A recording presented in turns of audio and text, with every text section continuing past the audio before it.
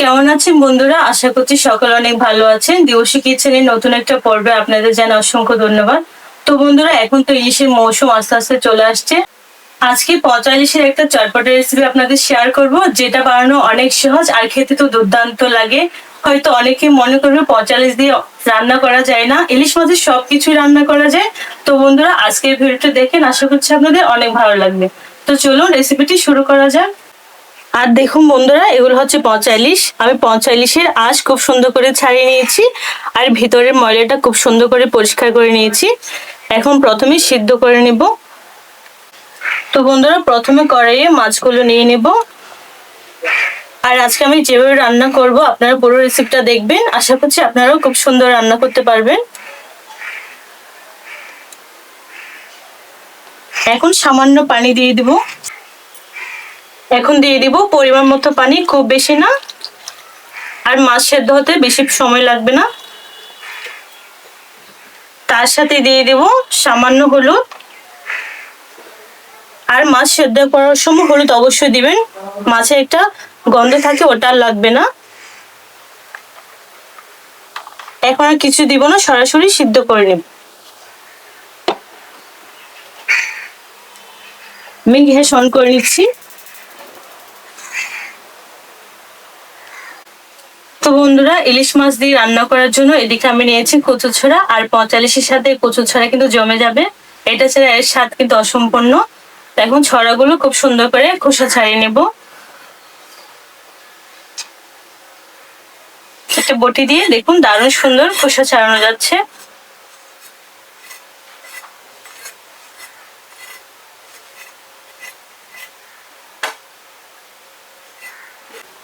দেখুন কত সুন্দর করে পরিষ্কার করে নিয়েছি। এভাবে সবগুলো কচু ছড়া খোসা পরিষ্কার করে নেব।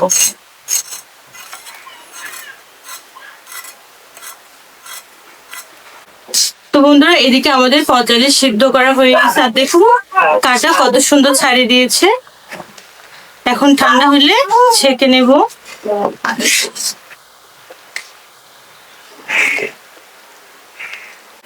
তো বন্ধুরা, এদিকে আমি একটা ছাঁকনি নিয়েছি। এখন ইলিশগুলো পচা ইলিশ ছেঁকে নেব।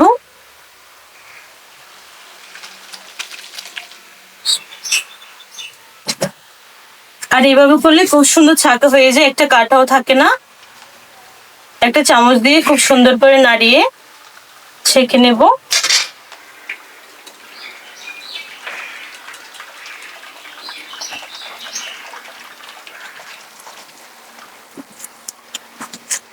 দেখুন কাঁটাগুলো কত সুন্দর করে ছাঁকা হয়ে গেছে।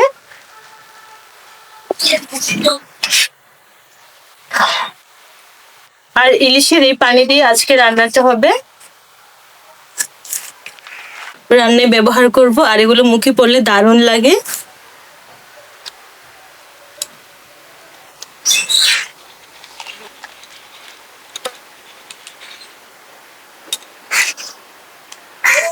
তো বন্ধুরা, আজকে রান্নাটা করার জন্য আমি মশলা পিষে নিব। আর এদিকে নিয়েছি জিরে, ধনে, গোলমরিচ, দুটো এলাচ আর লবঙ্গ।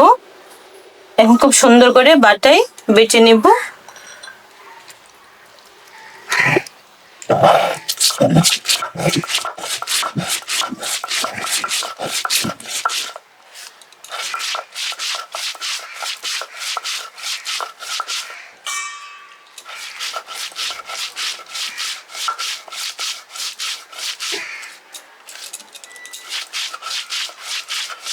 আর এই রান্নাটা বাটা মশলা রান্না করলে খেতে কিন্তু দারুণ লাগে। আদা, রসুন, পেঁয়াজ আর এই গরম মশলা দিয়ে রান্না করতে হয়। আর এই রান্নাটা মাংসের স্বাদকেও কিন্তু হার মানে। আপনারা অবশ্যই বাড়িতে বানিয়ে খাবেন। আমাদের মশলা বাটা হয়ে গেছে, এখন তুলে নেব।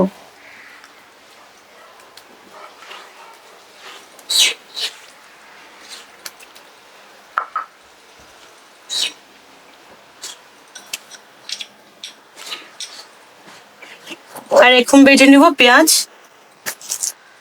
সব মশলা কিন্তু বাটাই ব্যবহার করতে হবে।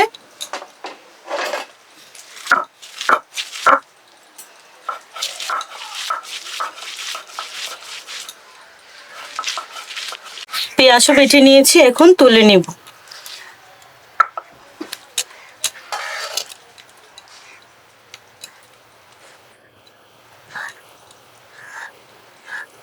এখন বেটে নিব আদা আর রসুন। আদা রসুনের পরিমাণ একটু বেশি দিবেন, তাহলে খেতে কিন্তু দারুণ সুন্দর লাগবে।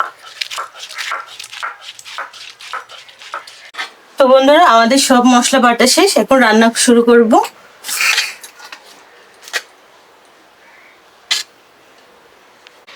তো বন্ধুরা রান্নার জন্য সব তো জোগাড় হয়ে গেছে, এখন রান্না শুরু করব। আজকে সরিষার তেল দিয়ে রান্নাটা করব। তখন কিন্তু এই পঁচালির সামনে কোনো তেল ব্যবহার করতো না, পঁচালিশের তেল দিয়ে কিন্তু রান্নাটা করতো। তো বন্ধুরা এখন তো সবকিছু স্বাদ চেঞ্জ হচ্ছে, আজকে তেল দিয়ে মশলাগুলো খুব সুন্দর করে কষাবো, তারপর রান্না করব। দিয়ে দিব সামান্য সরিষার তেল, খুব বেশি না, মাছে কিন্তু অনেকটা তেল থাকে। তেল গরম হয়ে এসে দিয়ে দিব চেরা কাঁচামরিচ,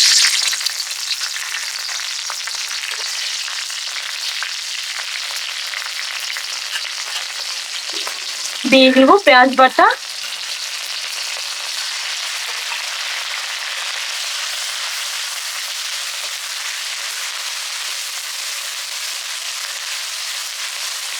তার সাথে দিয়ে দিব আদা রসুন বাটা। আদা রসুন পেঁয়াজ দিব, খুব ভালো করে কষিয়ে নেব।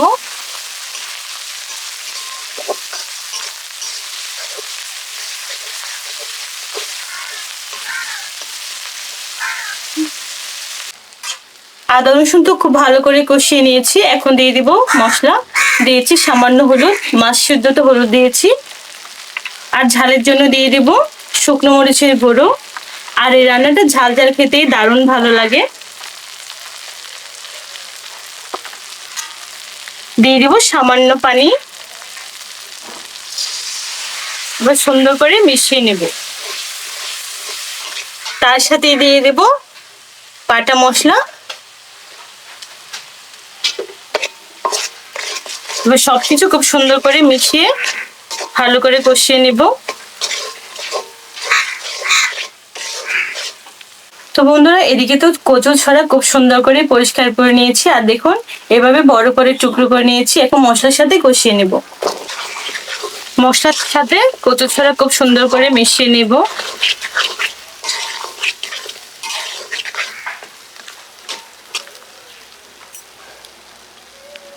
এখন দিয়ে দিব পরিমাণ মতো লবণ।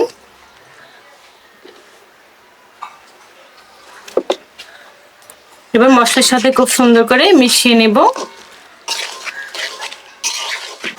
সব মশলা তো কষানো হয়ে গেছে, এখন দিয়ে দিব ছেঁকে রাখা ইলিশের পানি।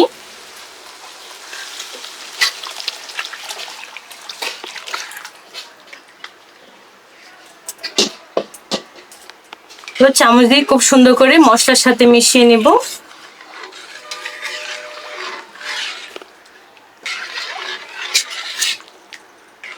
তো বন্ধুরা আমাদের কাজ তো প্রায় অনেকটা শেষ, এখন খুব ভালো করে জাল দিয়ে ঘন করে নেওয়ার পালা। বন্ধুরা মশলা দিয়ে তো ইলিশে পানি দিয়ে দিয়েছি, এখন খুব ভালো করে চুলার আঁচ বাড়িয়ে সুন্দর করে ঘন করে নেব। প্রায় 20 থেকে 30 মিনিট সময় লাগবে এই রান্নাটা হতে। তো বন্ধুরা তরকারি তো খুব সুন্দর বলক চলে আসছে, আর দেখুন অনেকটা গাঢ় হয়ে আসছে। মাঝে মাঝে এভাবে নেড়ে দিতে হবে, না হলে তলানিতে লেগে যাবে। আরো অনেকক্ষণ রান্না করে নিতে হবে, একদম গাঢ় হওয়া যাওয়া অবধি।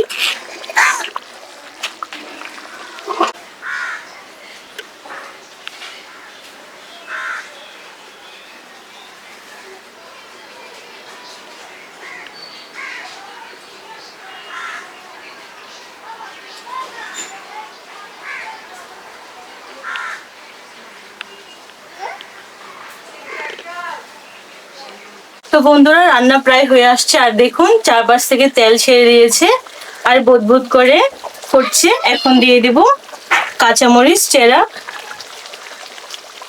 আর মাঝখানটায় দিলে কাঁচামরিচের সুন্দর একটা ফ্লেভার আসে। আর এই সময় অবশ্যই সাবধানে নাড়াচাড়া করবেন, ফুটে কিন্তু গায়ে লাগতে পারে। আর যে সুন্দর সুঘ্রাণ বের হচ্ছে বন্ধুরা, এখানে রান্না করলে চারপাশটায় কিন্তু এই রান্নার সুঘ্রাণটা ছড়িয়ে পড়ে, এমনই সুন্দর। তো বন্ধুরা রান্না তো হয়ে এসছে, আর এখন রান্নায় দিয়ে দিব ধনেপাতা, এটা বিলেতি ধনেপাতা।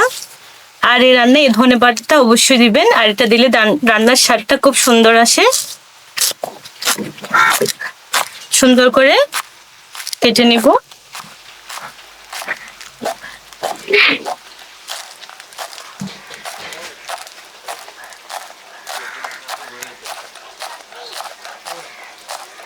তো বন্ধুরা রান্না তো হয়ে গেলে এখন দিয়ে দিব উপরে ধনেপাতা। আর দেখুন কত সুন্দর তেল ভেসে উঠছে। সুন্দর করে নাড়িয়ে নেব। আর দেখুন কতটা গাঢ় হয়ে গেছে। আর আমাদের কচুর ছড়া কিন্তু খুব সুন্দর নরম হয়ে গেছে দেখুন। এখন নামিয়ে নেব। তো বন্ধুরা আপনারা তো দেখেছেন কত সহজে আছি 45-এর দারুণ একটা চটপটা রেসিপি আপনাদের শেয়ার করেছি। আর দুপুরের খাবারে যদি এই রেসিপিটা থাকে তাহলে আর কোনো তরকারি লাগবে না, এটা দিয়ে খুব সুন্দর খাওয়া হয়ে যাবে। তো এখন আপনাদের একটা বাটিতে পরিবেশন করে দেখাচ্ছি। এর টেক্সচারটা কত সুন্দর এসছে দেখুন, দেখতে কতটা সুন্দর লাগছে।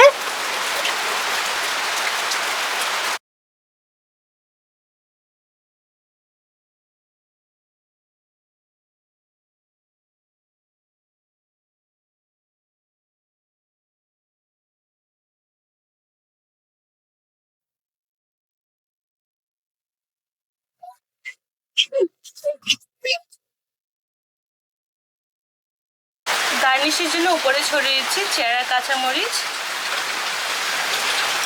সাথে দিয়ে দেবো ধনেপাতা। তো বন্ধুরা তৈরি হয়ে গেল আমাদের মজাদার দারুণ স্বাদের পচা ইলিশের চটপটা একটা রেসিপি। আর খেয়ে বোঝাই যাবে না যে এটা পচা ইলিশ দিয়ে বানানো, এতটাই সুস্বাদু।